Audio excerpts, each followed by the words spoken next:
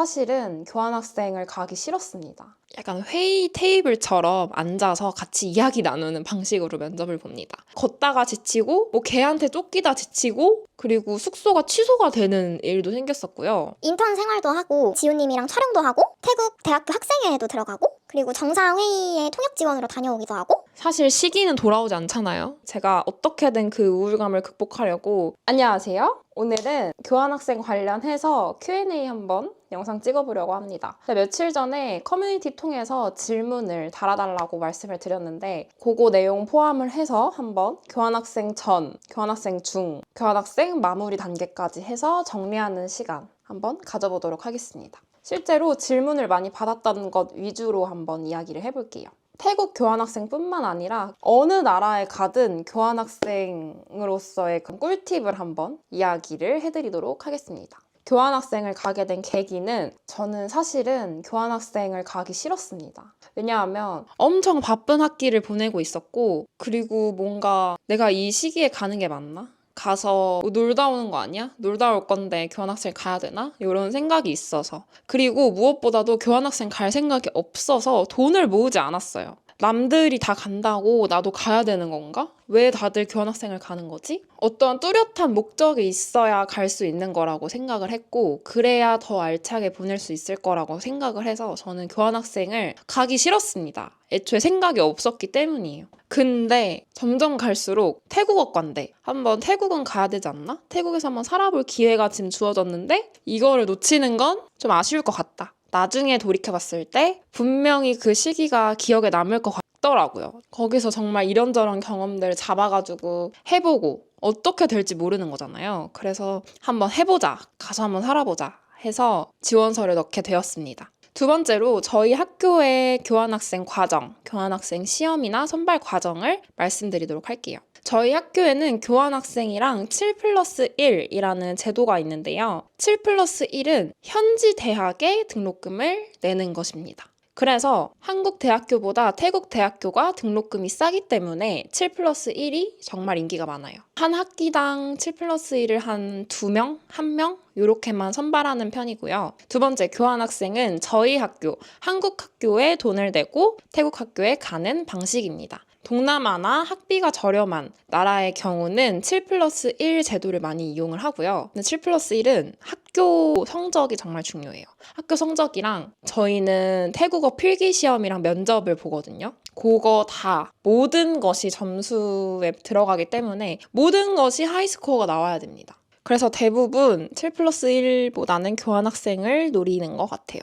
일단 필기시험 자체는 수업 내용 1학년 때 들었던 2학년 때 들었던 수업 내용을 바탕으로 해석을 한다거나 영작을 한다거나 그런 간단한 시험이고요. 면접은 교수님들 6분의 교수님 앞에서 면접을 보는 건데 약간 회의 테이블처럼 앉아서 같이 이야기 나누는 방식으로 면접을 봅니다. 당연히 태국어로 면접을 보고요. 저도 좀 많이 무서웠지만 저희 학과 학생들이 얼마 없기도 하고 그 학기마다 학생들을 보내는 거기 때문에 그렇게 불합격률이 높지 않았어요. 그래서 긴장을 안 하는 것도 좀 있었던 것 같고요. 대략적으로 내용은 비슷합니다. 지원 동기나 자기소개, 그리고 왜 그 학교를 선택했는지, 그 학교에 가서 뭐 할 건지, 그리고 태국의 단점, 자기가 생각하는 태국의 단점은 무엇인지 이런 것들? 그런 것들에 또 꼬리 질문을 하십니다. 그래서 엄청 간단히 면접이 진행이 되었고요. 그 결과 저는 시나카린 위로 대학교에 들어가게 되었습니다.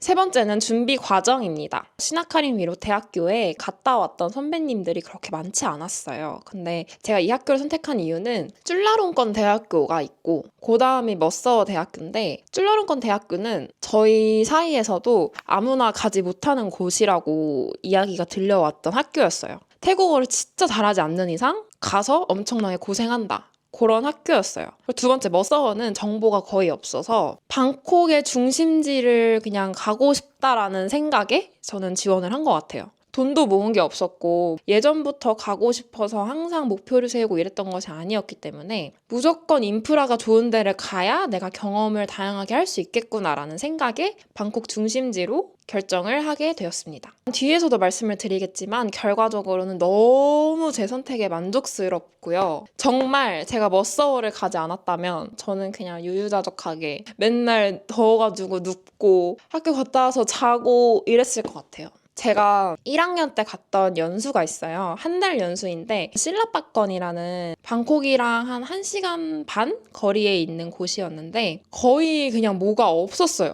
뭐가 없어서 학교를 하루 종일 있고 그냥 지치는 거예요. 지치고 교통도 잘 안 되어 있으니까 걷다가 지치고 뭐 개한테 쫓기다 지치고 그때 생각 때문에 절대로 나는 방콕에서 멀어지지 말자라는 생각을 했습니다. 그렇게 해서 머서워에 합격을 하게 되고 머서워 측에 있는 국제교류팀에서 연락이 옵니다. 그러면 거기 학교 지원서를 쓰는데요. 애플리케이션 폼을 작성을 합니다. 거기에는 그냥 영어로 저의 정보나 그 학교에 가서 하고 싶은 일 그런 것들을 영어로 쓰고 교수님한테 제출을 하면 교수님이 추천서를 써주시고 제출해야 할 서류들이랑 같이 국제교류팀에 다시 제출을 하면 됩니다. 이 과정은 그렇게 어렵지 않았어요. 저는 학교 다니면서 쉬는 시간에 틈틈이 썼던 기억이 나고요. 그 다음은 비자 발급인데요. 비자는 저희 여기 아래에 제가 띄워드릴게요. 요 링크에 들어가셔서 회원가입을 하고 필수 서류들을 쭉 넣어주시면 되는데요. 사람에 따라 추가적인 서류를 요청할 때가 있어요. 근데 거의 필수라고 보시면 될 것 같아요. 추가적인 서류를 무조건 요청을 하는데 저는 어떤 서류였냐면 계좌에 3천만 원이 있는 잔액증명서 요거랑 입출국 증명서? 요런 것들 쉽게 뽑을 수 있는 것들이었어서 너무 걱정은 안 하셔도 될 것 같고요. 3주 정도 생각하고 신청을 했습니다. 그래서 신청을 하고 일주일 뒤쯤에 저한테 추가 서류 요청 이메일이 왔고요. 넣고 한 일주일 뒤에 승낙을 받았던 것 같아요. 그래서 그렇게 오래 걸리지 않는다는 점. 제가 7월 달쯤에 비자 요청을 했기 때문일 수도 있는데 또 성수기 때는 오래 걸릴 수도 있으니까 여유롭게 2달은 잡고 신청하시는 걸 추천드립니다. 그 다음에는 숙소를 구하는 과정이에요. 5달 살기 영상에서도 말씀을 드렸었는데 간단히 이야기를 해드리자면 저는 한 출국하기 3달 전부터 구했던 것 같아요. 저희 학교는 한국외국어대학교 홈페이지에서 선배님들께서 작성하신 귀국 보고서를 열람할 수 있어요. 거기 안에는 진짜 모든 과정과 정보들이 다 꽉꽉꽉 채워져 있어요. 머서워에 가신 분들이 몇몇 없다고 말씀을 드렸잖아요. 근데 진짜 그 몇몇 없지만 다녀오면 무조건 써야 되는 게 귀국 보고서기 때문에 그 몇몇 없는 한 5명 내외였던 것 같아요. 그 5분이 써주신 귀국 보고서에 써져 있는 제일 자주 출연한 숙소한테 연락을 하고 구글맵 확대해서 여기 한번 눌러보고 저기 한번 눌러보고 이렇게 하면서 계속 그냥 이메일 넣고 홈페이지 들어가서 문의 넣고 그렇게 저는 찾았는데 사실 방콕 중심지다 보니 특히나 아송역 주변은 진짜 비싸거든요. 콘도가 거의 호텔급으로 좋아가지고 그래서 엄청 비쌌어요. 대체 어떻게 찾을까? 어떻게 찾아야 될까 고민을 하다가 7, 80만 원 사이 하는 콘도를 찾게 된 건데 계속 그냥 저는 구글맵을 확대해 가면서 뭐 콘도 쳐보고 뭐 아파트먼트 쳐보고 이렇게 하면서 찾은 숙소이고요. 그리고 네이버에 한 달 살기 숙소, 방콕 한 달 살기 숙소 이렇게 치니까 몇 개 또 나오더라고요. 그런 데에도 연락을 드려보고 그런 식으로 했습니다. 근데 막상 개강을 하고 주변 국제학생 친구들한테 어떻게 구했냐고 물어보니까 아예 태국을 와서 발품을 파는 사람도 있었고 미리 에이전트랑 연락을 해서 그날에 가겠다 한 다음에 같이 여러 곳 보고 계약을 하는 경우도 있었어요. 그러니까 훨씬 더 싸게 해주더라고요. 알고 보니 제발 저희가 지금 교환학생 하고 있는데 저 여기 아니면 안 돼요. 이런 식으로 말씀을 드리면 깎아주시는 경우도 있더라고요. 일반적으로 태국에서 보증금은 월세의 2배입니다. 그래서 만약에 월세가 70만 원이면 보증금으로는 140만 원인 거고요. 저는 서비스 아파트먼트여서 그런진 모르겠지만 보증금을 월세의 3분의 2 정도만 냈었던 것 같습니다. 부동산 그 어플이나 홈페이지들이 있어요. 그런 데에서 구하는 분들도 있었습니다. 저희 학교는 기숙사가 없었기 때문에 더 학생들이 기피했던 학교였던 것 같아요. 아무래도 해외에서 집을 구한다는 게 되게 번거로운 일이잖아요. 근데 저는 그냥 집 구하는 것도 솔직히 경험이고 언제 내가 해외에서 집을 구해보겠어? 하는 생각으로 그냥 나는 방콕 중심지에서 지낼 거야. 그냥 무대뽀로 했던 것 같아요. 별 두려움도 없고. 그렇게 해서 출국 날이 되었습니다. 학기를 마치고 얼마 되지 않아서 출국을 해야 했습니다. 왜냐면 태국 대학교는 8월 1일? 8월 첫 번째 주에 개강을 하거든요. 그래서 그렇게 뭔가 얼렁뚱땅 그냥 가야 돼서 가게 되는 그런 느낌으로 공항에 가서 인사하고 그 전날에도 엄청 두렵고 막 엄마랑 치안에 대해서 막 이야기하고 엄청 무서워하고 그랬어요. 너무 내가 막 결정을 했나? 내가 너무 갑자기 결정을 해버리고 아무 생각 없이 가는 건가? 그런 생각에 막 두려워하다가 출국을 했습니다. 그러고 딱 도착을 했는데 진짜 너무 그 첫 날에 엄청난 이슈들이 많이 발생을 했어요. 뭐 해외 송금 문제가 생긴다던가 그리고 숙소가 취소가 되는 일도 생겼었고요. 왜 취소가 됐냐면 태국의 비행기가 새벽 4시쯤인가? 3시쯤에 도착이었는데 그때 택시를 타고 가는 게 너무 무서운 거예요. 왜냐면 제 콘도가 조금 골목에 있는 콘도였거든요. 그래서 완전 초반이고 처음이기도 하고 첫날에는 그냥 친구네 집에서 자고 다음날에 체크인을 하러 가야겠다 했는데 다음날에 가니까 갑자기 취소가 됐다는 거예요. 그래서 네? 저저저 해서 친구네 집에서 잠깐 잤다 이렇게 말씀을 드리니까 다행히도 한 방이 남아서 거기 해주겠다 이렇게 해서 해결이 됐는데 가자마자 해외 송금도 문제 있고 숙소도 취소되고 그리고 딱 들어갔는데 방 키가 안 열리는 거예요. 그래서 진짜 거의 막 5분 동안 해보다가 겨우 막 내려가서 태국어도 못하는데 문 좀 열어주세요. 뭐 이거 안 돼요. 막 이렇게 얘기하고. 그런 되게 쩔쩔매는 순간들이 여러 번 계속 반복되다 보니까 이게 맞나? 아니 나 이거 살 수 있는 거야 여기서? 그러면서 제가 개강 날까지 일주일 텀을 두고 여유롭게 갔는데 그 일주일 동안 저희가 진짜 밖에도 못 나가고 무서워가지고 밖에도 못 나가고 내가 왜 왔지? 뭐 살 수 있나? 나 지금 여기 이제 왔는데 5개월 지나야 되는데 이거 시간 언제 가나? 막 이렇게 하면서 두려워했던 기억이 있어요. 거의 맨날 울면서 내가 왜 우는지도 모르고 그냥 죽죽죽 눈물이 나더라고요. 딱 내가 위험에 처했을 때 도와줄 사람이 없다고 생각을 하게 되니까 이게 진짜 혼자구나. 나 어떡하지? 나 만약에 큰일 생기면 어떡하지? 일단 나가지 말자. 큰일이 생기지 않기 위해서 나가지 말자 해서 막 그랬던 기억이 납니다. 근데 그때 정말 많이 제가 어떻게든 그 우울감을 극복하려고 그 헬스장에서 러닝머신도 뛰어보고 땀을 내려고 엄청 노력하고 그랬던 기억이 나네요. 계속 다이어리에 글 쓰고 내가 왜 이런 걸까? 네. 그래서 그때 다이어리를 보면 진짜 추억이에요. 진짜 이때 이랬었지. 뭐가 그렇게 두려웠나 생각이 들면서 많이 성장했다고 느끼는 것 같습니다. 그러고 일주일 뒤에 개강을 하고 나서 국제학생 담당해주시는 한국어과 교수님께서 첫날에는 한국어과 사무실로 오라고 하셨어요. 그래서 이제 찾으러 가는데 그 휴머니티스 그 건물이 2개가 있는데 뭔지 모르겠는 거예요. 그래서 엄청 막 헷갈려 하다가 어떻게 하다가 똑같은 교수님을 만나뵈러 가는 태국인 한국어과 친구들 2명을 만난 거예요. 그래서 이제 막 이야기를 하면서 어떻게 한국어를 하냐 이렇게 물어보니까 한국어과 학생이었던 거예요. 그래서 같이 교수님을 기다리면서 이야기하고 그 친구들의 또 친구들이 오고 친구들이 오고 친구들이 오면서 우연히 만난 친구들이랑 같이 다 이렇게 친해졌습니다. 결국엔 한국어과 신입생이었더라고요. 그래서 진짜 그 친구들이랑 끝까지 놀았어요. 태국인 친구들이 애초에 한국인을 만날 기회도 딱히 없고 1학년이기도 하고 이제 한국인을 처음 본 느낌인 거예요. 그래서 저희한테 엄청 잘해주고 이곳저곳 여기 가자 저기 가자 밥 먹자 그러면서 일주일에 한 적어도 3-4번은 만났던 것 같아요. 마주치기도 많이 마주쳤고 학식당도 많이 가고 태국인 친구들 자체가 엄청 밝고 발랄하고 먼저 다가가고 이런 느낌이어서 대체로 그런 느낌이어서 너무 감사한 학교 생활을 보냈습니다. 진짜 친구들 없었으면 너무 고마워요, 친구들한테. 그리고 저희 수업은 태국인 학생들이랑 듣는 게 아니라 한국, 중국, 일본 학생들이랑 같이 듣는 것이기 때문에 태국인이랑의 교류는 내가 적극적으로 만들어야 합니다. 이거는 저희 학교 특성일 수도 있지만 저희는 그렇게 수업을 들었고요. 그 대신 한국어과 교수님께서 2학년이나 3학년 아이들 한국어가 어느 정도 되는 친구들 반에 저희를 불러서 같이 활동할 수 있게끔 이런 자리 마련을 엄청 많이 해주셨어요. 그래서 너무너무 감사하게도 그때 만났던 친구들이랑도 계속 만나서 얘기하고 보드게임하고 이랬던 기억이 있습니다. 그리고 저는 전공 학점을 거의 다 채운 상태였어서 과목을 3가지만 들었어요.